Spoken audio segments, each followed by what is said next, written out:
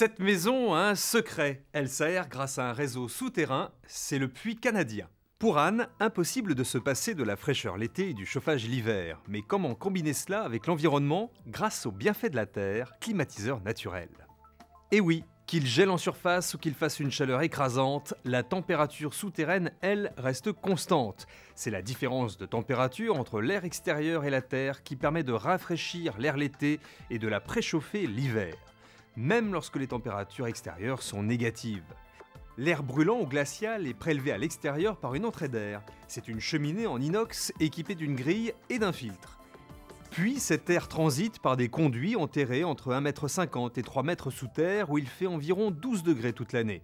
Ces canalisations résistantes et étanches sont posées en légère pente pour permettre d'écouler la condensation. Elles ont un diamètre intérieur de 16 à 25 cm en fonction du débit d'air qui doit ventiler la maison. Pour la longueur, il faut prévoir 30 à 50 mètres de réseau, car pour obtenir un réchauffement correct, l'air doit passer plus de 20 secondes sous terre avant d'être pulsé dans la maison. Le système fonctionne l'hiver ou l'été sans modification de l'installation. Ceux qui s'en servent pour rafraîchir parlent plutôt de puits provençal.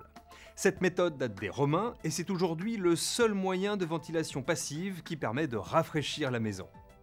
Le puits canadien couplé à une ventilation double flux permet de faire de belles économies. Il récupère en moyenne 10 fois plus d'énergie qu'il n'en consomme.